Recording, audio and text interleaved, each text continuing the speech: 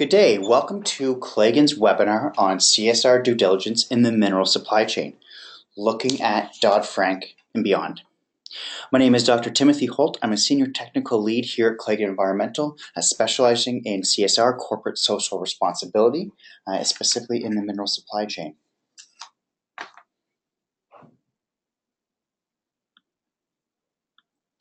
We have a fairly packed agenda today, and there's a lot I really want to get through with everybody. So let's have a quick overview so everybody understands what we'll be discussing today. We're going to provide a brief introduction about Claigan as well as some of the services we have related to conflict minerals and CSR in general. Then I'm going to spend some time speaking about current risks related to Dodd-Frank. So specifically I'll be speaking about a high-risk smelter that is on the latest CMRT. Apologies for the train in the background. The high-risk smelter on the CMRT. Now, this is a high-risk smelter that's going to likely be a problem for a lot of companies in the next couple of months. Either as they're trying to close out their 2017 program, or this may be something that comes up for them in 2018 as they're beginning their 2018 program. And so I want everybody to understand these risks ahead of time so that they're ready to respond to it when it comes up in practice. Then we're going to take some time looking at gold refineries in Dubai. These are future risks related to Dodd-Frank. There are several gold refineries that are operational, that are in Dubai, that are still not on the official list of gold refineries according to the CMRT. And so I'm going to discuss some of the difficulties in getting these smelters onto the list, and then talk about some of the risks that may be associated with them. Then we're going to switch gears a little bit. I'm going to start talking about the Athena Project. The Athena Project is something I'm very excited to talk to everyone today about. This is our brand new flagship project. And this is what the Athena Project, it's about CSR in the mineral supply chain. And it's a portfolio that contains the breadth and the depth of our CSR knowledge and experience. And this is coupled with the flexibility to provide customized solutions for our clients. It features over 20 metals and minerals that are sourced globally, and it covers the entire range of CSR risks, so labor issues, environmental, legal, etc. And what I'd like to do is describe sort of the origins of this project, how it came to be, and then describe how it can help industry. As I say, it was designed to be flexible in mind, and so I want to make sure so we can communicate all the different ways it can be helpful, no matter what your interests are in CSR in the mineral supply chain. And then we're going to end today's talk looking specifically at some issues, some very specific issues in CSR in the mineral supply chain. This will give you just a representative example of the types of research that we're engaging with when we're working with the Athena Project, the types of information that we're collecting, and so that we can communicate some of them to you, which I think will be of particular interest to those involved that are on today's call. So with that in mind, we're going to look at Jiangxi copper in Afghanistan. We're going to look a little bit more about the issue of North Korean gold and how it may be creeping into the supply chain. Then we'll spend some brief moments talking about mica and associated risks, and we'll follow up also with an update on cobalt. I think these are two metals and minerals that an industry is starting to pay a lot more attention to, and so we just want to provide an update on those metals. So with that in mind, let's begin.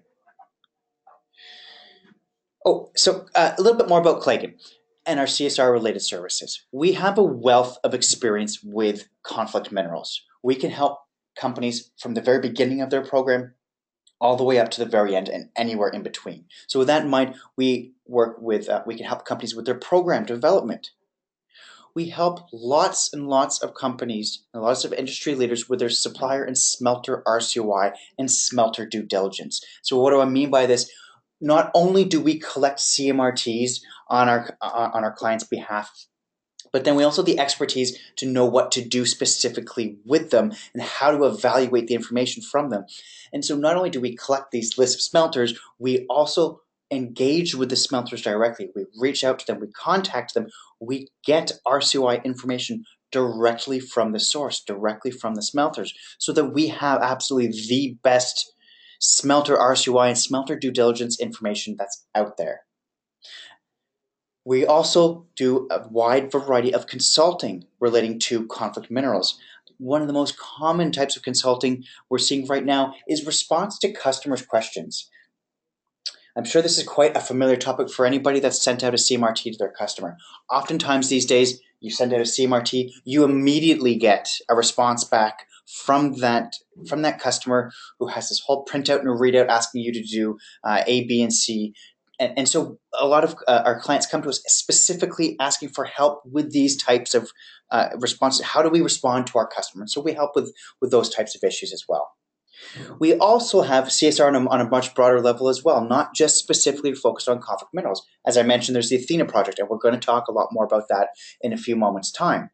We also help companies engage with their modern slavery program, setting up, evaluating their supply chain, program development there as well. Any sort of aspect related to any of the modern slavery regulations, we can also help with that. Now, beyond that, we also have solutions for many global restricted materials requirements.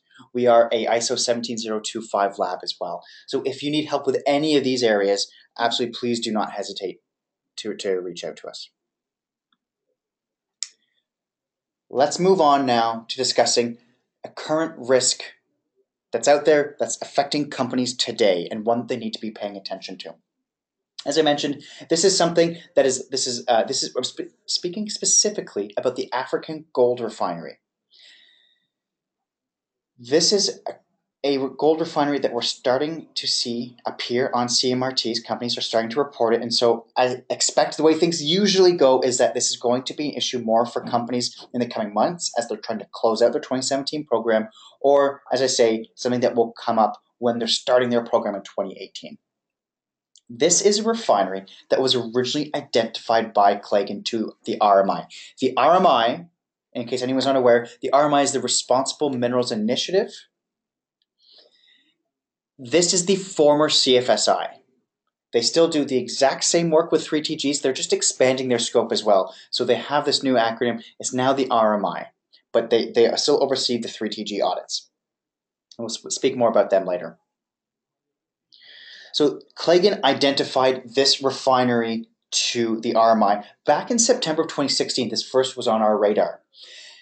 And the reason why it's on our radar, I mentioned that we start with a list of smelters and we see which ones we can trace back to the covered countries. Which of these smelters are sourcing from the covered countries?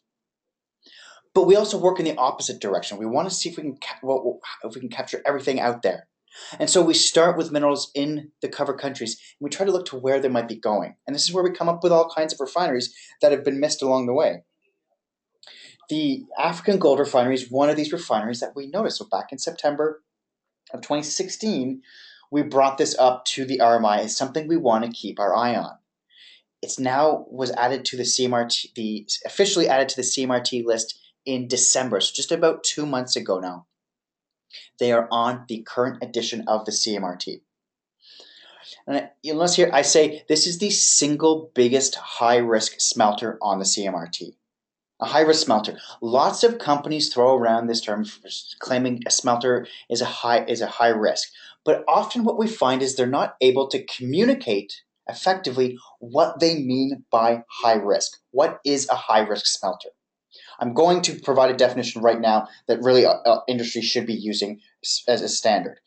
A high-risk smelter is one that is sourcing, that's confirmed to be sourcing, or those you have a reason to believe may be sourcing from the covered countries, and it is not RMAP conformant. RMAP conformant is the current name now for being conflict-free. We used to refer to it as CFSP compliant. It's now, because the RMI has changed their name, it's now RMAP conformant. This is the exact same thing it meant a year ago. It's conflict-free. So a high-risk smelter is one that's sourcing from the covered countries and is not conflict-free. Now this is absolutely not about an embargo on minerals from the region. In fact, it's quite the opposite. It's about sourcing responsibly from the region. But if a smelter does source from the region, they need to go through the appropriate processes to ensure it is conflict-free. That's critical. And it's absolutely achievable. Roughly 10% of the 3TG smelters and refiners out there source from the region, and the vast majority of them are conflict-free. There are just a few hanging around that are not conflict-free, and these are at a base level, that is a high-risk smelter. Now, identifying a high-risk smelter should be one of the top priorities of any conflict minerals program, especially for SEC issuers. And those that do clearly have the best conflict minerals programs out there. Now, Claigan specializes in this type of work. As I say, we assess the country of origin data for every smelter out there. So we do a lot of work with this. So let's look at AGR, the African Gold Refiner. Why is AGR a high risk? Well, using that baseline definition we just discussed, it's fairly simple. They're located in Uganda, and they source gold from Uganda. Uganda is a covered country, and they are not RMAP conformant. They are not conflict-free. They've not been through any kind of audit related to the OECD due diligence guidance. Now, this alone does not mean that AGR is a negative actor in the region. It just means there is increased risk. And the only way to mitigate that risk for downstream companies, as far as they should be concerned, is for AGR to go through an audit and provide that reasonable assurance. That has to take place. But there's more to it. In this particular case, there's more to it than just that. I said this is the single biggest high-risk smelter on the CMRT. Let me explain why. Well, at the very top is Alain Getz, the CEO of the African Gold Refinery. He is also affiliated with the Tony Getz Refinery located in Belgium. This is a man and a family that have been plagued with allegations of corruption and working with the armed groups for quite some time. There is a report out, a 2014 report by Southern Africa Resource Watch called Congo's Golden Web. And in this report, they allege that the Getz family, including Alain, worked directly with the armed groups in the DRC. And this is going all the way back to the mid-90s and well into the early 2000s. One of the statements they make in this report is that the true size of Congo's gold exports was now concealed by Getz's remarkable success, for which no accounting, official or unofficial, exists. Now, I want to be clear here, just because a refinery may have been on the wrong side of this issue in the past does not mean that they will forever be on the wrong side going forward. There are several smelters that are considered conflict-free in 2018 that are alleged to have been on the wrong side in years past. And they've since changed their ways, and they've been through conflict-free audits and have been conflict-free for several years. So their past does not mean they have to continue being a negative actor in the future. But if we look at where this particular refinery in Alain Getz is today, they're currently being sued by the Ugandan government's anti-corruption agency, allegedly to have laundered over $1 billion US, and this is just over the past year. Now, for his part, Getz has denied all accusations. But these allegations are out there. These are allegations industry should be taking seriously. Just as there's an interview that Alain Getz did in The Observer, a Ugandan news publication, back in March 2017, so just a little under a year ago. And I think it's really telling and really sort of helps characterize the type of person we're looking at here. He says, "I'm 30 years in this business, and I'm one of the leading experts on gold in this region. I've never seen 1 gram of conflict gold, and I will not recognize it. If I see 1 gram of normal gold and 1 gram of what they call conflict gold, I don't see the difference." Anybody who's working with due diligence in their gold supply chain should find these types of statements alarming.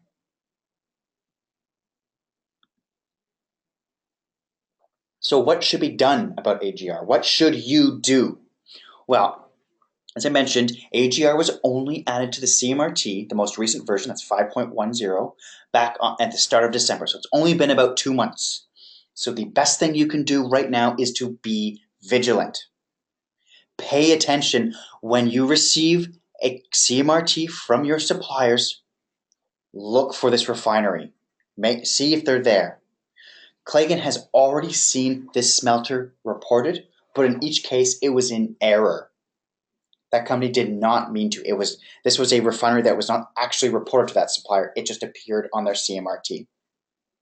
If companies do not check with their suppliers before including AGR on their own CMRT, this refinery will absolutely spread through industry like wildfire. It's going to be unavoidable if people don't keep this in check and start doing that now. This happened 2 years ago with the Tony Getz refinery. It was added to the list, and this has been plaguing companies for ever since. So really, this time around, industry needs to do a much better job with supplier due diligence, specifically about this smelter, because we know that they're in the covered countries. They source from the covered countries. Their ownership has been plagued with allegations of working with the armed groups in the covered countries for years, and is currently being sued by the Ugandan government. These are current problems. These are current allegations that industry needs to take seriously. And if this is something that you have to report about in your conflict minerals report to the SEC, it's going to be very difficult to explain why this is a refinery in your supply chain. So I implore industry to be vigilant with this particular refinery. Now, let's start talking about some future risks. What I want to do in this next section is I want to show the difficulties in getting some of the refineries on the official list. The official list, I mean the list of smelters recognized by the RMI, just as meeting the definition of a smelter or refinery. Nothing to do with whether they're conflict-free, just whether they meet the definition of a refiner of their particular metal. So I want to talk about the difficulties in getting some of these refineries on the official list, explain how industry needs to step up and do more to get these refineries on the list, and then highlight the risks that remain, that exist today, because they are not on the list. Now, speaking of AGR still, just for one more brief moment, the chairman, Richard Kaijuka, stated that Dubai has over 14 refineries, 14 of them. The CMRT, the official smelter list for the CMRT, currently only has 3. That's Al Ittihad and Emirates Gold, both of whom are RMAP conformant, conflict-free, and Kaladi, who is not currently RMAP conformant. They are not currently been through an audit that recognizes them as conflict-free. So, 14 down to 3. How do we explain this discrepancy? We should first start off by considering that this particular individual may not be using the strict definition of a gold refiner that's adopted by the RMI. Some of these entities may do some refining of gold, but they may not refine to the full purity, and so they would not be considered an eligible refinery. So that is possible, that we're talking about sort of not quite a straight apples to apples comparison. But we do know that there are several gold refineries in Dubai that we know about today that are not on the official list. I'm going to provide a couple examples here. Now I want to be clear, these are not examples of smelters that are necessarily themselves a high risk. We haven't seen anything nefarious tied to them. Just these are examples of fairly public gold refineries located in the UAE that are not on the CMRT's official list. The first one is Fujairah Gold. Fujairah is owned by Vedanta. And Vedanta, like many of you listening, is an SEC issuer. They have to report on the gold in their supply chain. And Vedanta describes the Fujairah Gold refinery in their conflict minerals report, in their Form SD. And in this report, they describe how this is primarily a refiner of copper anode slime. Now, if people listening have not heard that term before, copper anode slime is a byproduct of the copper refining process. And when it's removed from the copper, it is effectively a very low purity gold. And the copper companies that refine enough copper, they have enough of this, they can purify it all the way up to at least 99.5% or greater, and then that's how they can be a gold refinery. You'll notice on your CMRT there are lots of copper companies that are also gold refineries. This is one of those companies.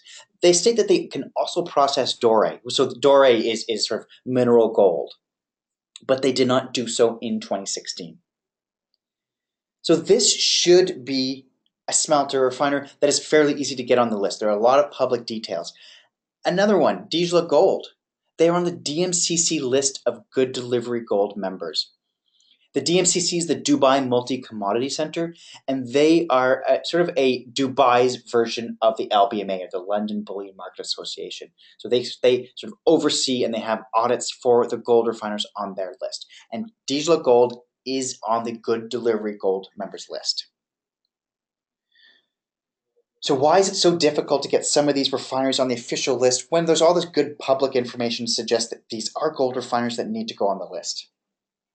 Well, in order for the RMI to disposition an entity as, say, being a gold refinery, there's a lot of information that they need to receive.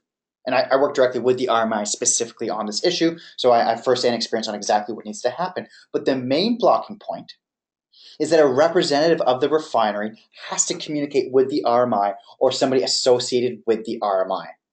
They need that direct contact with them. And it's this contact, this is not always easy to make.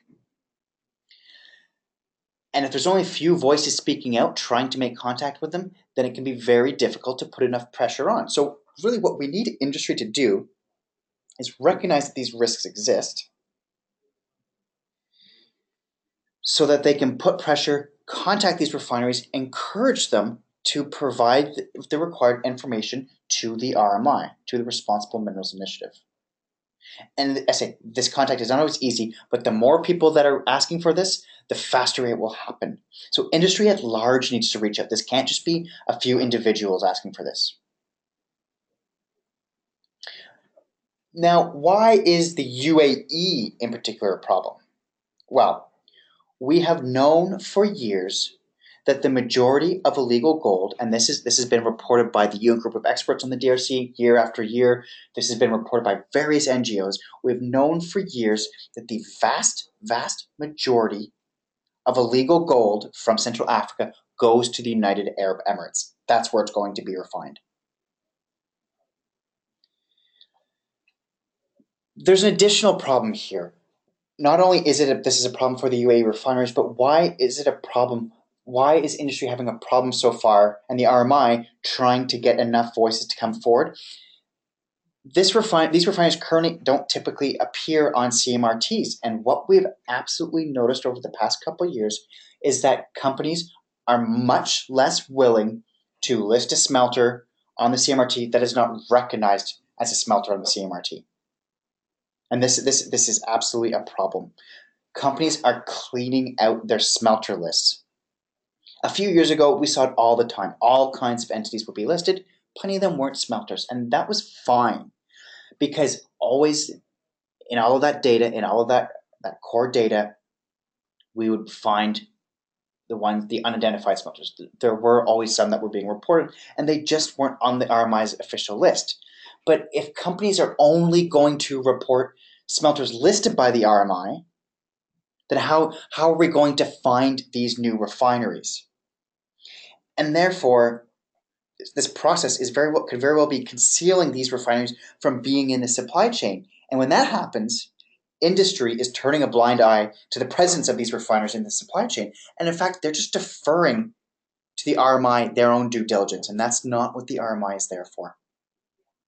So this is a problem when we have somebody like the chairman of African Gold Refinery, who is connected to gold mining and refining in the covered countries, as well as has this connection to Dubai. When he states there are 14 gold refineries and we only have 3, the optics are not good. Industry needs to do more.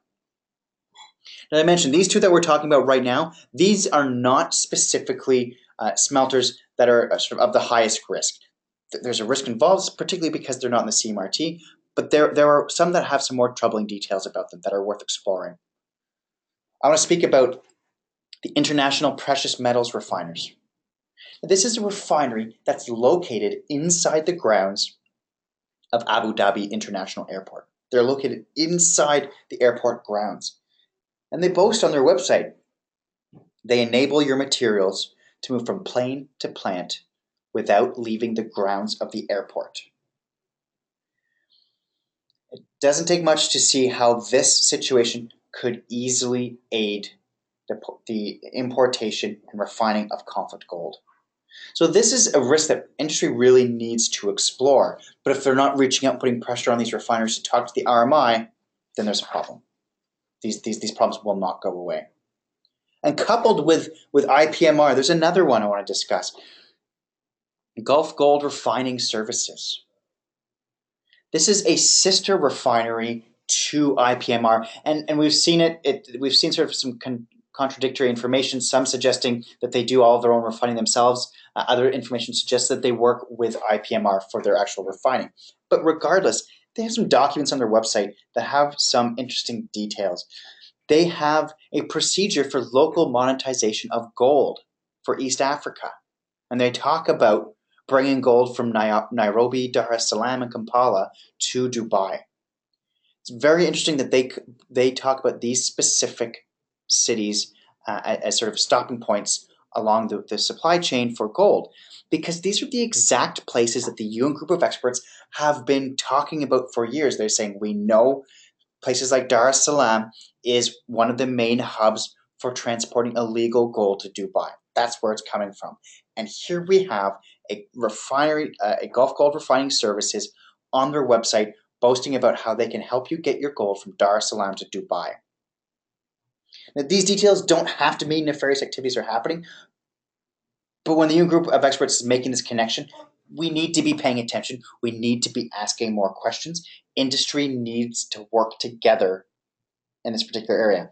And beyond that, it's not just that the procedures for local monetization of gold, they also have another policy. It's a hand-carry procedure, and it's describing a step-by-step process of what you need to do in order to bring gold in by hand into Dubai. And they say, and you notice it says it's an offense to enter without declaring your metal to the appropriate officials. They don't talk about having all the source documentation for bringing it from where you're bringing it. So there are a lot of problems here. There are a lot of risks here.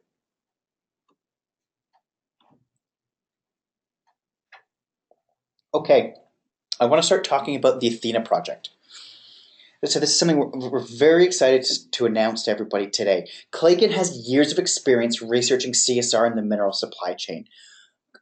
Many of our clients would come to us, and typically it was on an ad hoc basis. A client would request research on a particular set of data. So they might be looking at minerals in a particular region, or want research on a particular metal, or perhaps looking at an incident type. So they might have come to us and wanted information on smuggling and corruption of gold in South America, and we provide that kind of data. So while we're researching for a specific CSR data set, we inevitably found many more that were not relevant to that particular project, but they're still important in the grand scheme of CSR in the mineral supply chain.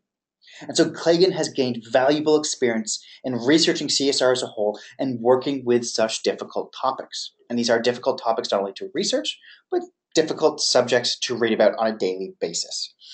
We've been building up our own internal data set for years and developing a system that will make it more useful for industry as a whole, not just to a particular client.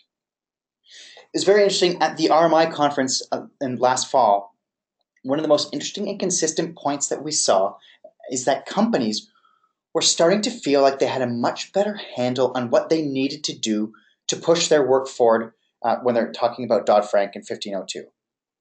They had a much better handle on their due diligence. So more work still needed to be done. They just knew better how to do it, what they needed to do. And with this came a confidence in what they were doing, and a confidence that companies should now start looking at what else they can do. What other related fields can they pay attention to, and should they be paying attention to?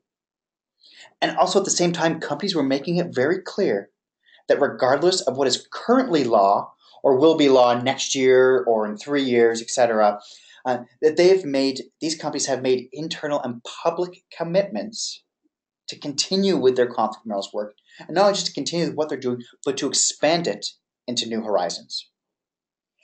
And so the Athena Project, Claigan's Athena Project, was built to have the knowledge and the flexibility to help any company that has an interest in knowing and doing more with CSR in the mineral supply chain. Because it's the knowledge of the breadth and the depth of these issues that's going to be the first step in helping to solve them. What I'd like to do now is just walk you through some of the different types of information that we're collecting, and you can get a sense for how it can be used and how all this information pulled together can be used for many different ways. So we look at location information. We collect information on the country, the region, the city, the mine, whatever is applicable to a given incident. And this is helpful, say for instance, you want to analyze a set of incidents at a particular location. Maybe you want to understand what in terms of CSR in the mineral supply chain, what's China doing well at, and what are they doing not so well at? And so you can look at it specifically at the regional level. Or if you want trend data tied to a region, you're looking at regions in specific, or perhaps even regional variation. What's China better doing than Africa? What's Africa doing better than South America? This information also allows Claigan to make connections between various types of incidents. So just as an example, let's say one report ties labor issues to a particular mine. Well, another report, a completely separate report, speaks of environmental and corruption issues taking place in a given region. Well, the way our internal system works is it flags these types of connections, and it actually focuses our own research to dig further. And in doing so, we may just find out that these labor issues in the particular mine are directly linked to these environmental and corruption issues that are taking place in this region. So that it's not just a labor issue on its own. This is a much bigger CSR issue that we can consider. We also look at a wealth of materials, a wealth of different materials, over 20 mineral and metal types. And these are materials that are most common to modern products. And we also have some that are specific to particular industries.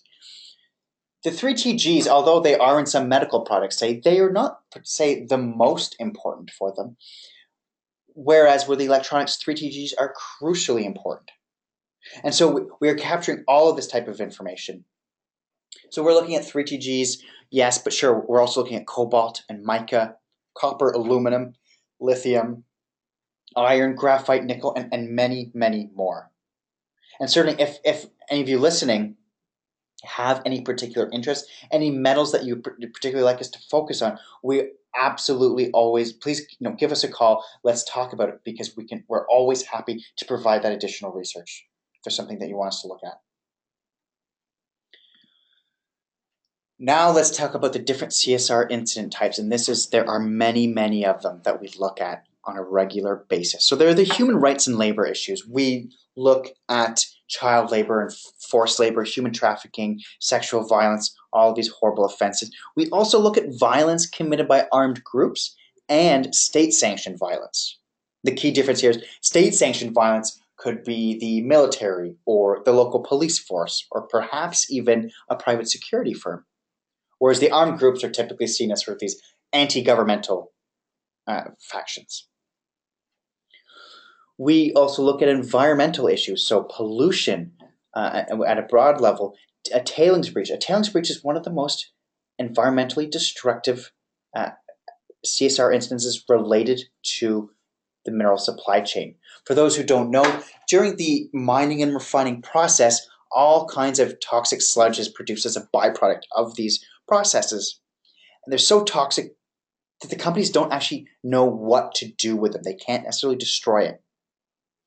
So all they can do is build giant pools and fill them with this sludge, and it just sits there. And unfortunately, these types of walls break down all the time. And when they do, they absolutely devastate the surrounding countryside. And if villages are nearby, they devastate those as well.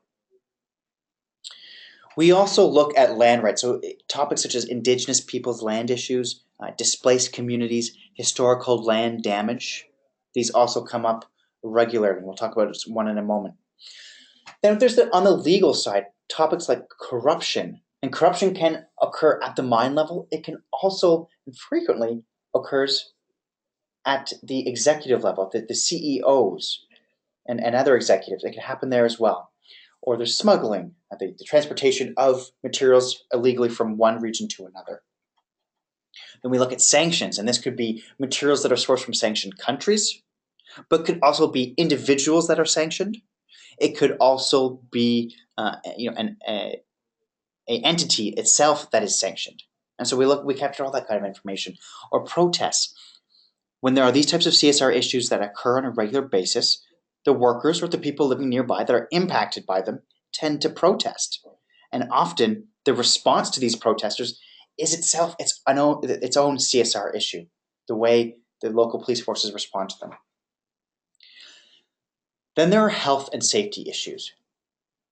This could be something like a mine collapse or landslide. These happen fairly frequently as well, particularly with artisanal mines. Or fire and explosion, hazardous materials, and the lack of protective equipment. These often go hand in hand. For example, we see regularly, unfortunately still today, that artisanal gold miners will refine the gold by working it with mercury. And they're holding the mercury in their hands, and they are processing it in their hands, and they're exposing themselves to mercury. We also capture information on the affected population. So is it the workers or the community at large that are affected by this? The idea here is to provide as many details as possible so that this research is as useful for as many different fields and projects as possible. No matter what your interest is in CSR and the mineral supply chain, we have the knowledge and experience to provide you with what you need to move your project forward. So who is the Athena Project for? Certainly downstream companies. Any company, particularly those that want to expand their due diligence, their mineral due diligence. This is certainly applicable to any SEC issuer. One of the comments we see most regularly when NGOs review conflict of minerals reports, they say that they want issuers to provide more data, more due diligence. They want to see them really engaging with this material and not sort of engaging only at a superficial level. They want them to dig deeper. And the Athena Project has exactly that type of information that can help companies out. But any company that's looking to do a CSR report, any corporate social responsibility report would be applicable here. And perhaps even more so in Europe, where these topics are exactly the types of things that are meant to be included in those CSR reports. So certainly this would be useful for downstream companies. But NGOs and academia alike, a lot of this data, whether they're looking at high-level data and want to see trend analysis or any of this type of information, the Athena Project is also for them, for NGOs and academia as well. And certainly for individual research. If anybody has any particular interest and looking for their own research into CSR and the mineral supply chain, Claigan and the Athena Project have a solution for you. Now, the Athena Project, I've talked about a lot about the information we gathered, but what are the outputs? What can you receive?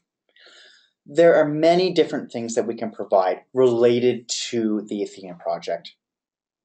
The first is at its simplest, the core data itself. We can provide that core data. And if you have a particular interest, you want this core data, but you want it viewed from a particular angle or sorted in a particular way, we absolutely are willing to provide a customized version of that core data. There's even the option, if anyone's interested, for a subscription-based model. So we are continually updating and researching our own information. And if you want to continually be updated, we can provide that solution as well. But then on the other hand, what if you're looking for a customized report? Let's say we could provide for you a metal specific report. So let's say cobalt is a metal that's of particular importance to your company.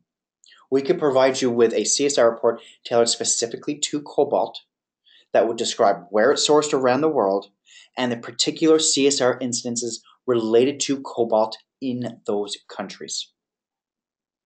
On the other hand, we could produce a country report.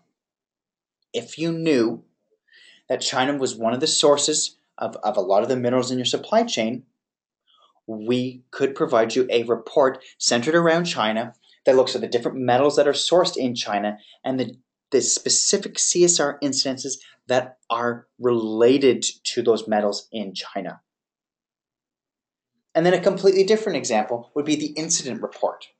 Say you wanted a report on child labor. We could provide this report The Athena Project could provide this report that highlights all the incidences of child labor in the world related to the mineral supply chain. It would highlight not only where they're happening, but for which specific metals.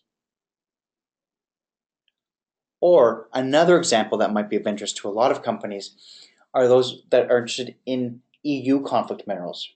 Now, the EU, when they set up their law, they said they were not going to provide a list of conflict-affected countries. They're going to let industry make up that list. Well, because the Athena Project has all the data on where which countries are currently conflict affected and which metals are currently sourced in those countries, the Athena Project has those answers. And that's not just for 3TGs. If people want to expand their due diligence beyond 3TGs, we would be able to provide exactly that information. We could also provide summary reports. So these are used to just report high-level data.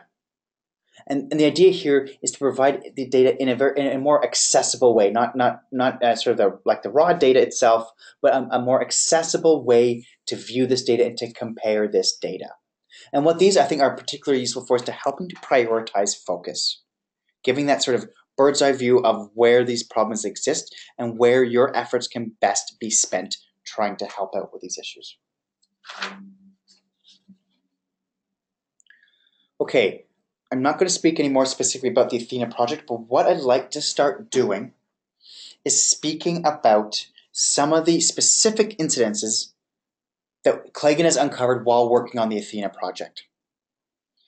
And I've picked, I think, a few examples that will be of particular importance to those in this call. So let's talk about Jiangxi copper in Afghanistan. There is a mine, the Mes-Aynak mine in Afghanistan. It's one of the world's largest copper reserves. It is currently being operated by the China Metallurgical Group Corporation and Jiangxi Copper.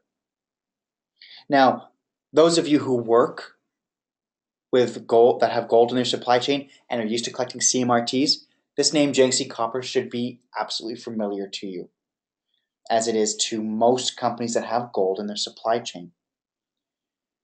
Now, this particular location, this Saving Mes-Aynak, Mes-Aynak was the subject of a 2014 documentary called Saving Mes-Aynak. And if you have Netflix, it's available on Netflix. It's only about an hour long. Absolutely worth your time. And in this documentary, they identified that there's an ancient Buddhist site that's located atop this mine, and it had not yet been fully excavated. So in this documentary, they're working to unearth all of these important relics, and because the concern is that if the mine is going to go fully into operation, the construction of the mine would destroy the Buddhist site.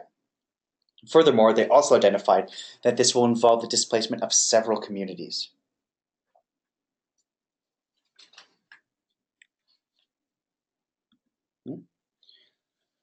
Now, this mine has been plagued with difficulties in getting set up. I want to be clear that there are all kinds of difficulties related to it. So structural difficulties, supply chain difficulties. It has been very difficult to get moving. One interesting detail that came out of this, though, is that in 2016, the Taliban stated that they would protect the development of this mine site since it is in the greater interest of Afghanistan. So this presents a difficult problem. It is undeniably true that the development of this mine would have a positive impact on the Afghan economy. But it will seemingly benefit the Taliban, which one has to think that this is a non-starter for many companies. Not the least of which is Jiangxi Copper. Up on the screen, I have a few excerpts from their conflict minerals policy. I'm going to read some of these out to you. I want you to consider them when you think about how they're trying to work in this region. They say they will not tolerate direct or indirect support for illegal armed militaries or organizations. Moreover, they're talking about working with upstream enterprises of supply chain which illegally control mines, transportation routes, or mineral exchange points. They also state that once any party in the procurement chain was recognized as having the act of directly or indirectly supporting the illegally armed organizations, they will immediately suspend or terminate the transaction or contact. Now, given the details in their conflict minerals policy and what's being reported from Afghanistan, it is incredibly difficult to reconcile Jiangxi Copper's conflict minerals policy and their plans for Messinac. So what can be done? Well, the important thing to note here is that this has not yet officially happened. The mining has not technically started. This is actually a unique situation when it comes to CSR incidences in the mineral supply chain. The fact that this has not technically happened is interesting, but we must keep in mind the entities involved are trying to make it happen. So for once, industry has the opportunity to be preventive with a CSR issue, not reactive. Unfortunately, the nature of it all, the vast majority of the time, industry has to be reactive because something horrible happens and then they react to it to try and prevent it from the future. This has not happened here. Now, it's also worth noting that this is a refinery that was listed by 36% of SEC issuers. That number is, in truth, much higher for SEC issuers. It's just that the majority of SEC issuers simply did not report their list of refineries. So they didn't mention any refineries. If they had, there would have the number that would be reporting Jiangxi Copper would be much higher. Jiangxi Copper is on the LBMA Good Delivery list. They're also on the RMI list of conformant gold refineries under cross-recognition through the LBMA. Now, Claigan has brought this issue up with the RMI. And while I'm not going to speak specifically about their response, I can confirm that, and they have confirmed with me, that they're absolutely taking this issue seriously and they're working on it. They are doing something about this. They are being proactive on this issue. But it's worth noting that the RMI is a tool to help industry with their due diligence. They are not a substitute for one's own due diligence. And being a member does not absolve a company from completing their own due diligence. Industry must look into these issues themselves. They are the ones that are ultimately responsible. Industry should be asking questions to all parties involved. Is there a way for this mine to become operational that can provide a positive economic impact for the region, that can be set up in a way that reduces environmental impact and preserves important historical records, and that does not benefit the Taliban? I certainly encourage companies to reach out directly to Jiangxi Copper, to the LBMA, to the RMI. Just raise these questions. What is being done in this situation? I certainly do not recommend calling for a boycott of Jiangxi Copper. Recall, this incident has not happened. Instead, industry should use their leverage to help make positive change. And furthermore, I recommend companies do not simply push this up the supply chain. The SEC issuers are the ones with the most power to get the attention of the entities involved and to make positive change. So it's clear here that questions need to be asked. Industry does not always know which questions to ask. That's why Claigan and the Athena Project can help industry ask those right questions. Now, see, time is very quickly slipping away from me, so I'll try to go a little bit faster to get through these last few issues. I want to speak about North Korean gold. Claigan has reported on this issue in the past, but this was much more in the early days of conflict minerals reporting. Companies were still trying to get their feet wet, I think, and so it's worth re-raising this issue today to understand where we are now with North Korean gold. Now, originally, one of the ways that we saw North Korean gold seemingly in the supply chain was through listing of the refinery of the Central Bank of DPRK. DPRK is North Korea. Originally, this smelter was erroneously listed as belonging to the Republic of Korea, which is the south, but no, they're not. They're in the north. This was a historical gold refinery that did not appear to be operational by the time companies were reporting. But due to a clause in the conflict minerals law, SEC issuers did not need to report on the sources of minerals that were unearthed before the end of January 2013. So even though this may have been reported to them, it seemed to be a historical reference, and therefore they did not need to report on them to the SEC. But there were also ways that we're seeing seeming avenues for North Korean gold to get into China. Guoda Gold, a mining company, has a direct relationship with the Huishan copper mine in North Korea. It's actually quite close to the border. Guoda Gold is one of the main parties that owns Guoda Safina High-Tech Environmental Refinery. There are, and in fact, there are other refineries that have connections to Guoda Gold. This one happens to be sort of the most obvious. You can see in the name, and even if it's not the one that's most likely a candidate for processing mineral ore. So there is ample opportunity for gold and minerals in general to be smuggled from North Korea to China. And interesting to note, if the copper from Huishan mine is brought into China, and the anode, that copper anode slime I discussed earlier, if it's separated from the copper in China, then following OECD, the OECD due diligence guidance, the country of origin of that gold, that copper anode slime, would be China, not North Korea. And the North Korean connection would vanish when it comes to due diligence in the gold supply chain. Now, that's what we've sort of known historically over the past few years, something that we've been keeping our eyes on. But there are some very recent instances related directly to this topic. Room 39 in North Korea, or sometimes referred to as Office 39 or Bureau 39. This is a secret organization whose job is to procure foreign currency from Kim Jong-un.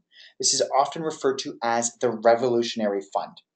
And we hear reports sort of all the time about how they gain money, often through selling drugs or various cybersecurity issues. Well, recently there was a defector from North Korea who said he worked for Room 39 for 5 years. One of his jobs was to sell North Korean gold to China. He said his job was to manage and sell gold from North Korea's rivers and mines. And furthermore, he said it was smuggled into China so that it could be sold on international markets as Chinese gold. He went on to say that evading the UN sanctions was easy, and China even played a central part in it. So you could just change company names and have branches in other countries, and it was easy to hide. So again, this is the type of information that the Athena Project can provide for you. It can help you ask the right questions to drive your due diligence forward.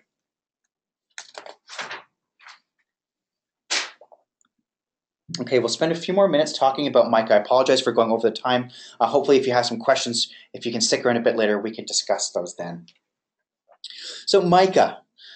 Mica is something that's getting a lot more attention, particularly in the last 6 months, but really over the past year. And a lot of companies ask us about it, and they're just unsure about what these risks are involved, where it might be in their own supply chain. There are many uses of mica. Sort of in a general sense, though, it's typically used as an insulator in various types of electronics, so it's absolutely in the electronic supply chain. Now, it also appears in paint and cosmetics. So it's that sort of flaky sparkle that's added to certain paints. Particularly think of automobiles. The automotive industry is absolutely drawn into this through their paints. Mica itself is found in many countries. In fact, most of the G7 countries produce a fair amount of mica. So Canada, the USA, Japan, France, Germany produce mica. But India is by far the biggest producer in the world. They have large reserves and they have low labor cost. This is a very potent combination for CSR issues to arise when you have large reserves and low labor cost. And so there are many different incident types that are associated with mica in India. The one that's absolutely getting the most attention is child labor. So mica is primarily mined in Jharkhand and Bihar states in northeastern India. There are reports that children as young as 6 are working in the mines. There's it's an unfortunate situation for the families that are there. Many of them are so poor, they need additional income. So they send their children to work. They need that additional source of money. But these mines, they are in deplorable conditions and they rob the children of an education. And this is very problematic. But beyond that, it's not just that there's child labor happening. There are other issues that are happening at the same time that industry really needs to be paying attention to all of these issues. The majority of the mines are illegal. And when you have illegal mines, that's when proper mining safety practices are routinely ignored. So the mines themselves do not have proper support, which can lead to collapse, which can lead to injury and often death. There are a lack of proper tools that can also lead to other injuries. So accidental deaths are common in these mica mines. There are also issues related to the dust from the mining that can be harmful to the body and are linked to silicosis, tuberculosis, and fibrosis. Beyond that, there are armed groups operating in these areas. Now, they're the Naxalites. They're a Maoist rebel group. Now, these are not seen as a direct threat to the mica industry themselves, but there is regular violence between the Naxalites and the government officials. So this only adds to the insecurity in the region. So the mica problem in India, it's absolutely bigger than just child labor. I want to be clear, child labor is easily the most heinous aspect of it, but it should be seen as part of a much bigger problem.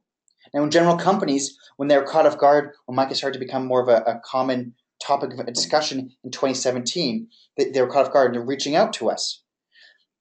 The first question companies need to figure out is mica even in the supply chain of their own products? This is something that's going to come up more and more over the coming years. Now, the cosmetics industry, for their part, seem to be ahead in this regard. There's a responsible mica initiative that has the admirable goals of ending child labor in India and for mica mining in India within 5 years. Electronics are really having to play catch up, and this is something that's going to be happening over the next year or two. Now, if you have questions about mica, absolutely, please do not hesitate to reach out to us. We can help you. And the last topic today is cobalt. Now, in many ways, the story is going to sound very similar to mica. Child labor is the issue that gets the most attention, but the problems run much deeper. Now, Claigan has been monitoring cobalt and related CSR issues for several years now. So we were able to warn our clients about the issue of child labor before it ever received mainstream attention. We were able to warn them so that they, in turn, could be proactive. And so one of the goals of the Athena Project is to provide this type of knowledge to a much larger body of clients so that they can be proactive rather than reactive. The over 50% of the world's cobalt comes from the DRC, and often it's through artisanal mining that is fraught with disasters. There are numerous reports of deaths that are caused by landslides from mining, underground fires, tunnel collapses. The local populations there have exceedingly high levels of dangerous metals in their body, which are also attributed to birth defects. There are reports of several water systems that are severely contaminated from cobalt mining and are considered unsafe for drinking. There are also problems caused by miners exposed to the dust that causes pulmonary conditions. So it's really affecting them on many, many different levels. And beyond all of those health issues and all those labor issues, there's Gécamines. Gécamines is the state-owned mining company. Now, they're supposedly supposed to be a commercial enterprise. Now, Global Witness has reported, though, that the shares for this quote-unquote commercial enterprise are owned by government officials.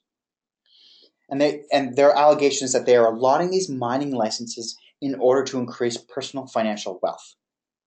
So as with mica, child labor absolutely exists, but is part of a much larger problem, and industry really needs to be looking at all of these issues as part of a greater whole, instead of just looking at child labor on its own. That is going to be the way that industry can tackle these issues. I'll speak very briefly about cobalt and the RMI. The RMI, the Responsible Minerals Initiative, is working with Cobalt, and what they're doing is leveraging their tools and skills already in place from 3GG experience so that they can assist with Cobalt. They have a template in development, so this is going to be customers will soon start expecting from their suppliers to provide the cobalt refineries that are in their supply chain. And it's important to note there's no law that will be requiring this data to be collected. This will be entirely driven by customer demand. There's also an audit program that they're in place. In fact, the pilot project should be going out later this year. This is going to be a due diligence-based audit, really focused around the OECD due diligence guidance Annex 2. And with that, I'm sorry for rushing at the end. We're at the end of everything I want to talk about today. I'm going to look at any questions. Okay. Some questions we have. Any insight if future EU conflict minerals laws